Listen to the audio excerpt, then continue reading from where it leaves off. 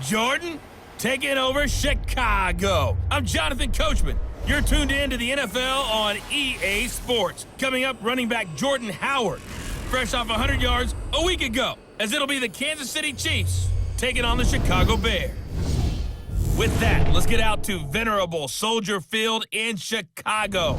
Standing by with the call, here are Brandon Godden and Charles Davis. First opened way back in 1924, but renovated in 2002. There's a look inside venerable Soldier Field in Chicago. This was the scene a moment ago as the Bears emerged from their tunnel. Ready for football are they, and ready for football are we, as the Bears get set to match up with the Kansas City Chiefs. With Charles Davis, I'm Brandon Gaudin. And Charles, you look at this Bears team entering play. It's been a great start to the season, back-to-back wins to begin the campaign. Yeah, you don't want to get too excited. There's still a lot of season to go, but they've come out playing good fundamental football, and that might carry them a long way. Meanwhile, for the visitors here, the Chiefs, an early season tilt. And when it's an early season tilt, should be ready to roll. Well, let's face it, the aches and pains haven't really set in yet, and both teams eyeing a really good start to get things going.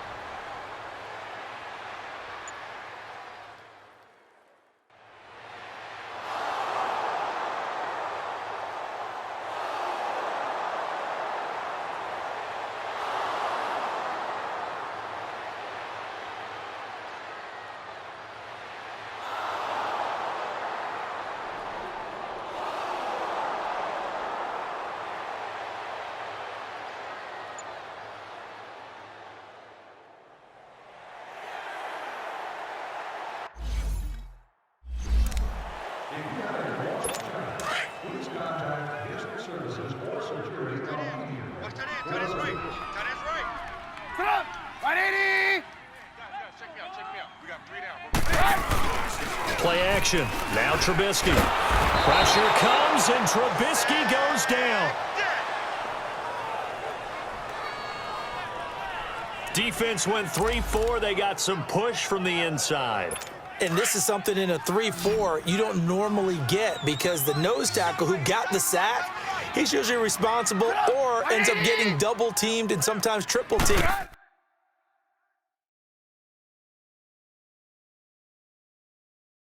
How about him working his way back and putting the big guy on the ground? And he's going to go down again. Tano Passanio, he's the one to get him this time, and back-to-back sacks are going to bring up a 4th down. Now, we talk about players blitzing all the time. I often laugh and sometimes call it just straight-ahead pursuit. What a running start right back to the backfield for him. Yeah, it really didn't give anybody a chance to get up there and stop him. No, I mean, that's really, really difficult. You're asking a whole lot anyway, but when he gets that kind of a start and comes through clean, oftentimes the advantage definitely goes to the defensive player. Now the Chiefs offense, they get ready to head on the field. And they had to go a long way on their last drive to score the touchdown. This time they get at least a little bit more of a cushion with field position. I have to think that with this field position, after what they did on the last drive, they might want to take a shot right now and try and cut down the length of the drive. He throws and he hits the slant route to Thomas. He'll get this one down near the 20-yard line, just shy of the 20. A good pickup there, 26 yards. Sometimes it's designed, and sometimes you just have to know when to leave the pocket and move and make something happen. And on that play, he was able to get on the run and was still accurate throwing the football. On 1st down, Simpson dancing to his left. Open space inside the 10, and he will score. Touchdown, Kansas City. How about that? Their quarterback, a 22-yard scamper, and the Chiefs are able to get this back within a touchdown. And maybe the defense got so caught up in him throwing the football, they forgot he can take off too. And you often hear about the quarterback being the unaccounted for guy as a runner.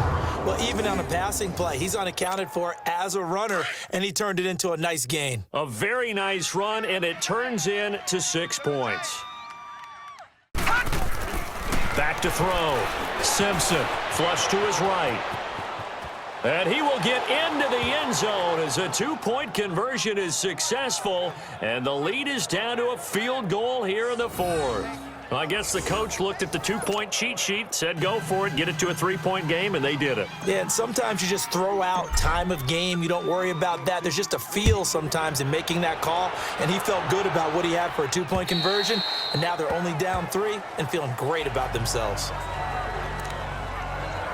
And now Chicago getting ready to go as they take the field. They're holding on right now to that slim advantage in a 1-score game. And you hear a lot about 2-minute offense and 4-minute offense. Obviously, the 4-minute offense applies here. How do they run that effectively? Yeah, really what the 4-minute offense is you're just trying to grind the clock. So you want consistent gains, steady gains. Doesn't have to be big plays, but it has to be plays that gets first downs and keeps the ball away from your opponent. But certainly throwing the ball is in the mix here. It certainly is. Just make sure that you're careful with it.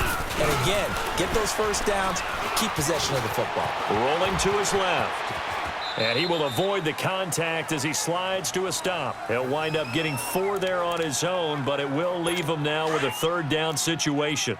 Now, how about that play? He took a possible negative and turned it into positive yardage and slid down to avoid taking a big shot. Excellent job getting down and avoiding the big hit. Throwing right, and that's complete. And they get him down, but not before he takes it across the 40-yard line. 12 yards there as they keep this drive rolling. It's another 1st down. Big hook up there, forced to throw it on 3rd down. The connection's going to keep the drive alive and also keep the clock moving. Yeah, and from a defensive perspective, didn't get a sack, didn't knock the ball free, didn't break up the pass. The clock keeps running on you. You're in a dire situation now. They'll run it now out of the gun. And he'll be taken down just shy of midfield. Just what you want on a 1st down run. Call it 8 yards, and it's 2nd and 2.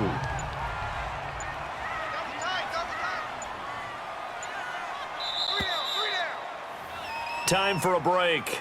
We'll come back, see what transpires after this. So the Bears with the football here as we welcome you back. They've got a second down now as they search for a way to get this one to the finish line. They'll run him in out of the gun. And forget about finding a lane. He barely had time to look up before he was planted in the backfield. He'll wind up losing a yard on the play, and that's going to bring up a third down.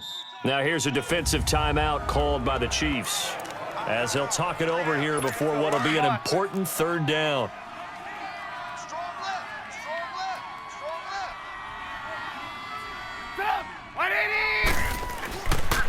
Now Cohen. And he's going to be stopped up right at the line of scrimmage.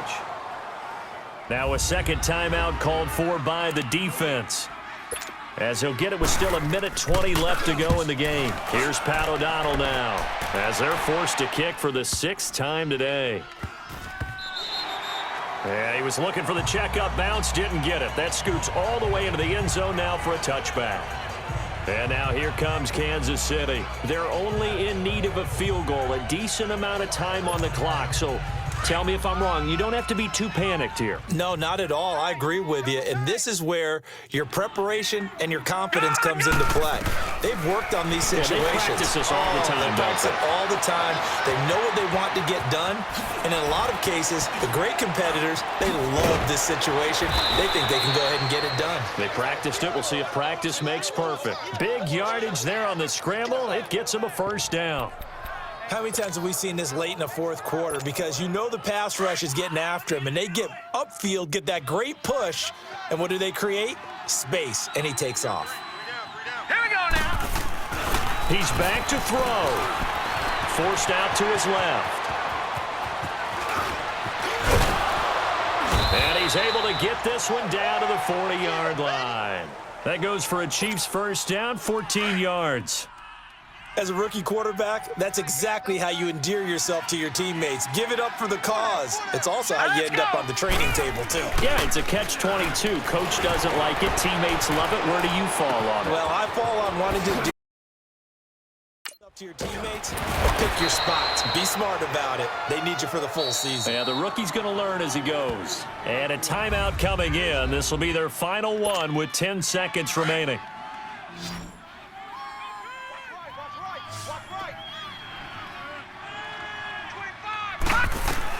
They'll look to throw. And he's got it. It's caught for a touchdown. And they have taken the lead here in the final seconds. So for those of little faith, guess what? It got done. They now have the lead with that touchdown this late in the contest. I wonder if that was a play they were holding or a play that they just knew would work from past experience. Well, I just saw it in their eyes on the sideline before starting that last drive, and they did. You're right. They got it done. Looks like they're going to be the winners.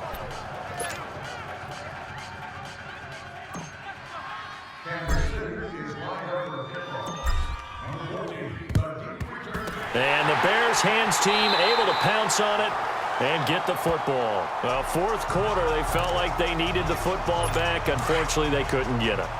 And I know we've brought analytics into the game, and someone has said here that the data says that when a team's expecting an onside kick, 80% of the time, the team expecting it, they do actually recover the ball, which is what we saw here. I just wonder if that number is much more of a anecdotal type of a number. Kind of like when the coaches tell us, well, when you score on special teams, 93% of the time you win the game. I'm still waiting to see that number is empirical. Down to their last chance now. This is going to have to be a heave for the end zone and just hope for a miracle. And I don't sit back with everyone back defending. I've got to have somebody rushing the quarterback. Don't make it easy. Oh, no, he lost the football. And I think the Chiefs have it. They do.